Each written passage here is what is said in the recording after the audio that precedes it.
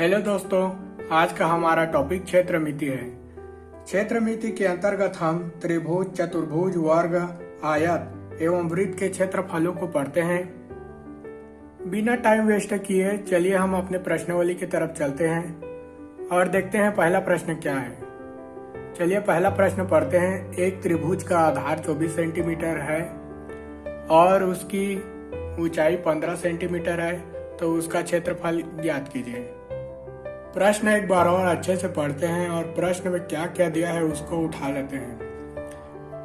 प्रश्न में आधार दिया है 24 सेंटीमीटर और प्रश्न में ऊंचाई दिया है 15 सेंटीमीटर और प्रश्न बोल रहा है कि इसका क्षेत्रफल ज्ञात करना है। तो जो दिया है उसको पहले लिखते हैं और फिर सूत्र के अनुसार रख के हल करते हैं। तो चलिए आगे देखते हैं। दिया है कर लिख लेते हैं। त्रिभुज का आधार 24 सेंटीमीटर, तो लिख लेते हैं त्रिभुज का आधार 24 सेंटीमीटर। और क्या दिया है, ऊंचाई भी दी हुई है, तो उसको भी लिख लेते हैं। त्रिभुज की ऊंचाई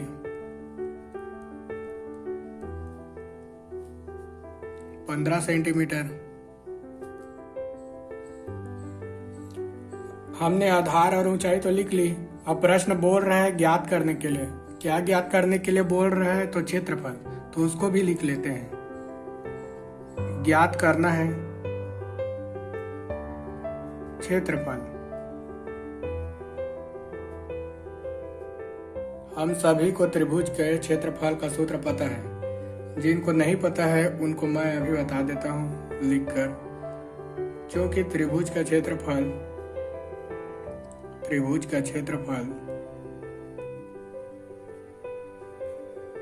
बराबर 1/2 आधार गुणित ऊंचाई होता है। तो 1/2 जैसा का तैसा लिखते हैं और आधार अपने पास कितना है 24, तो 24 यहाँ पे लिख देते हैं। और ऊंचाई कितना है 15, तो 15 भी यहाँ लिख लेते हैं। आधार 24 है और ऊंचाई 15 है और उसके बाद 1/2 है।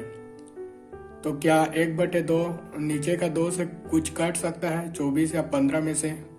तो हाँ, कट सकता है। क्या कट सकता है? 2 से कट सकता है ये 24।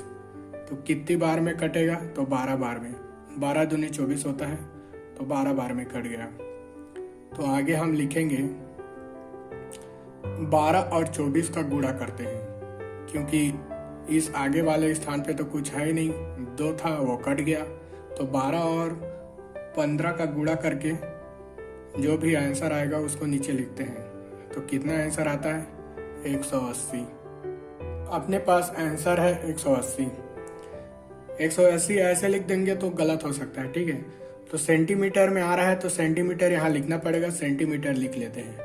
तो हमें पहले भी बताया गया था कि जब क्षेत्रफल का आता है ना, तो सेंटीमीटर के साथ जब उत्तर आएगा तो स्क्वायर लगाते हैं, ठीक है। तो इसको ऐसे पढ़ा जाता है 180 वर्ग सेंटीमीटर।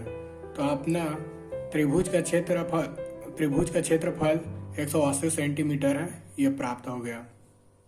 यह है अपना आंसर। जिनको भी समझ नहीं आया एक बार और अच्छे से देखते हैं। प्रश्न से शुरू करते हैं, ठीक है। एक त्रिभुज का आधार 24 सेंटीमीटर है, तो अपने को आधार मिल गया 24 सेंटीमीटर।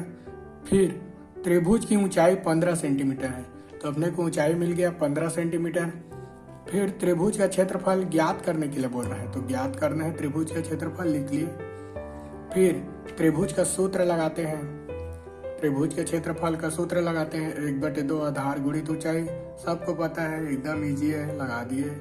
फिर जैसे जैसे त्रिभुज के सूत्र में दिया गया है उसके क्षेत्रफल के सूत्र में वैसे वैसे रख देते हैं। त्रिभुज का आधार दे दिया है तो 24 सेंटीमीटर यहाँ रख दिए। त्रिभुज की ऊंचाई दिया है 15 सेंटीमीटर, तो उसको भी रख दिए।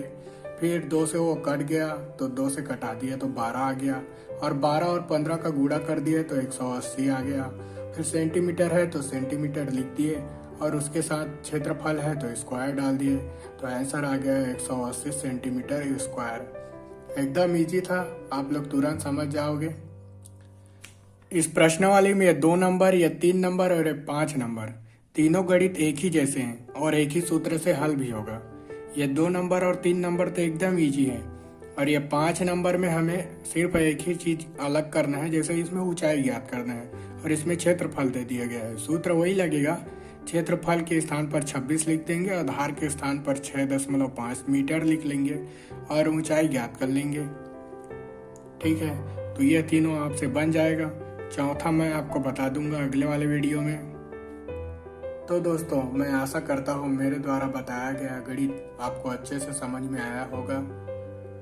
आगे भी ऐसे गणित के वीडियो देखने के लिए मेरे चैनल को सब्सक्राइब करें। Thank you.